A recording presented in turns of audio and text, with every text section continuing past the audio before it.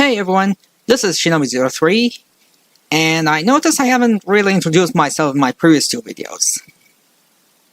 So anyway, I have really enjoyed my Jurassic World video.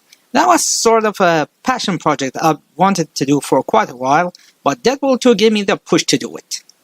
So what's this video? Well, my Jurassic World video was already long enough, and I put my best into it, but at the same time I realized there was some little stuff I didn't include here. So here are some leftovers that I either forgot to include or didn't think they were important anyway. But before we do that, there's something I felt I need to address. In the beginning portion of the video, I was talking about choosing between Dumbass Critic, yes, I'm still calling him that, and Walter, as the reviewer you'd prefer to watch. One user by the name of Troy had made this comment. In the beginning, when you showed the Power Rangers clip, to prevent people from taking your message the wrong way, I think you should have also stated, don't get me wrong, I'm not saying that you're not allowed to review something if you don't like it. It's okay if you don't like it. Heck, sometimes being too positive is just as bad. What I'm saying, however, is that if you're gonna give a negative review, especially if it's for an unpopular opinion, please make sure to be respectful of others, understand why exactly people like it, and proofread your criticism to make sure they're valid. First, I'm sorry for any misunderstanding occurred if others saw that moment the same way as Troy did. Let me explain. Okay, let me explain this. What I was going with there was actually choosing between a reviewer who puts his effort in shouting this is stupid and between someone who explains to you in details why something is good or not. There's no rule that says you need to be a fan to have your opinion, but at the same time, that's not an excuse to call things dumb or not do any research just because it's not your thing. I do agree that sometimes being too positive can be as bad as being too negative. But if you can explain to me in detail why you think something is either good or bad, unironically, that way I may take your word for it. Once again, if I gave the wrong idea of what I was going with, then I'm sorry for not being clear enough. With that out of the way, here are the missed opportunities of my Jurassic World response video.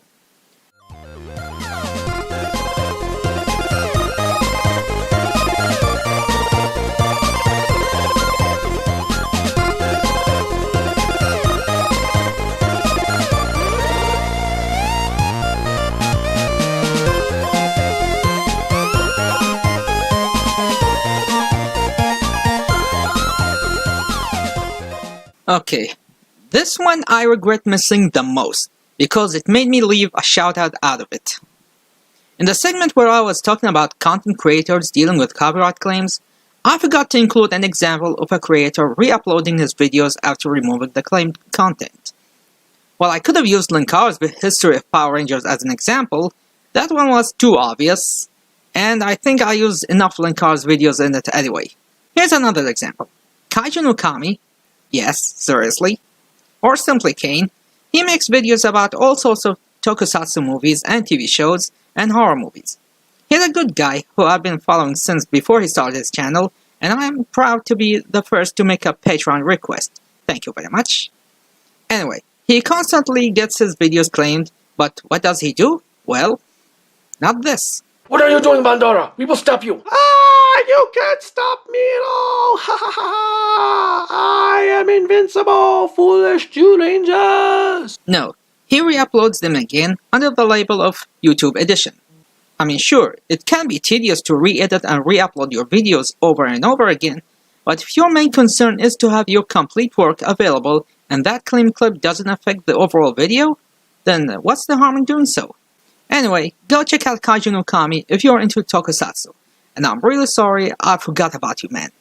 Really sorry. See? This guy's an asshole.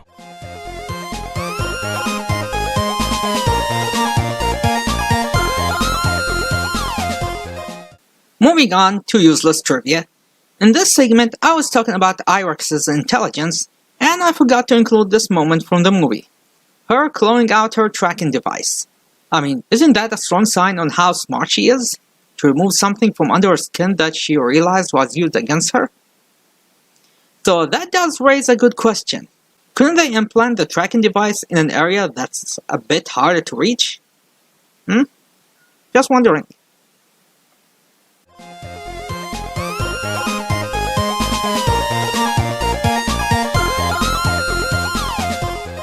You all remember when I said the ending for Jurassic Park 3 was going to be a battle between the Spinosaurus and the Raptors that was changed in the final cut?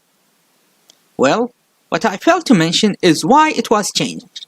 You see, they thought having a group of Raptors defeating and killing the Spinosaurs would make no sense because in the first Jurassic Park movie, the T-Rex defeated the Raptors, and in this one, the Spinosaurus defeated the T-Rex, and thought it would be a cop-out ending. However, there's a problem with this. First, in the first movie, it was the T-Rex against one Raptor. We're talking about a group of Raptors here working together to take down one large enemy. This is not Dragon Ball size where one says, Power levels are bullshit. Speaking of which, we saw two Raptors giving Indominus a hard time. Imagine if they were the whole team.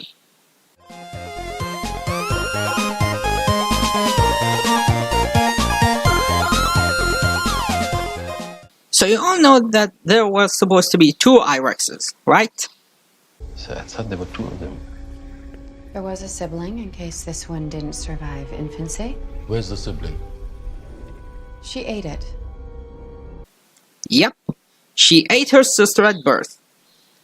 Remember that list of creatures that helped creating the I-Rex? One of them is a dinosaur called Majungasaurus.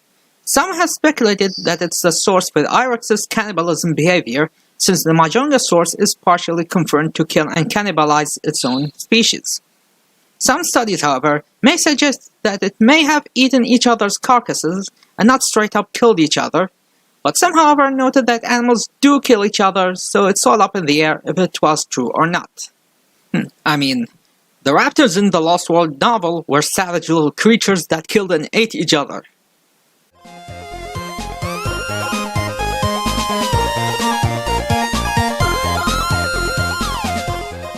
Now, this one was a last-minute addition, and it's why it's limited to text only.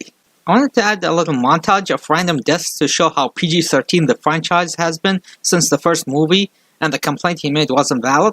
And because I didn't have speaking lines, I had to cut a joke that goes like this. If you want an R-rated dinosaur action, then go watch Roger Corman's Carnosaur movies. At least they have the gore you're asking for. Or better yet, read the novel. It got babies getting their faces eaten alive.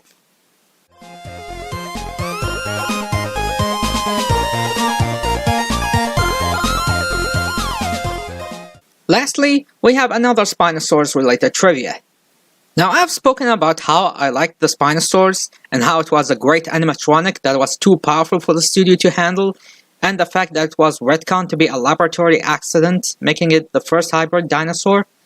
But there was one more additional thing I forgot to mention regarding giving the Spinosaurus its respect back. If you've been following Fallen Kingdom, you probably know this now iconic scene of the Tyrannosaurus roaring while the volcano erupts in the background, all the while that poor Carnotaurus is pinned under her foot. Originally, that Carnotaurus was going to be the Spinosaurus, and you could get where this was going. Yep, they were planning to have a rematch between the Tyrannosaurus and the Spinosaurus that would end with the Spinosaurus' defeat. Luckily though, they decided to go against it because even the makers knew this was too much pandering, especially after Jurassic World where we see the old lady smashing through the Spinosaurus skeleton and barely had a chance against Indominus, and this battle would have turned to a joke. No, instead, they killed the Spinosaurus off-screen and declared it extinct. Though I do wonder, was the Indominus battle supposed to be the battle that was supposed to happen in Jurassic Park 3? We see in the beginning video by Winston's school the Tyrannosaurus on the ground only to have his neck chomped off by the Spinosaurus, which looked eerily similar to how Roberta was before she was saved by Blue.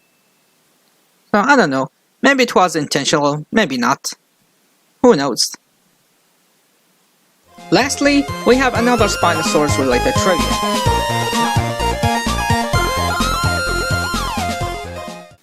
And that's really it. Like I said, pointless stuff that weren't really that important, except for the first point. But anyway, thank you for watching. Will I make more? I don't know. I don't think I can top Jurassic World, And I don't feel like going back and make response to Doug's other Obviously, he took that into consideration when he hired this guy. Dennis Nedry, played by Wayne Knight, before his heart decided he wanted to live. soon.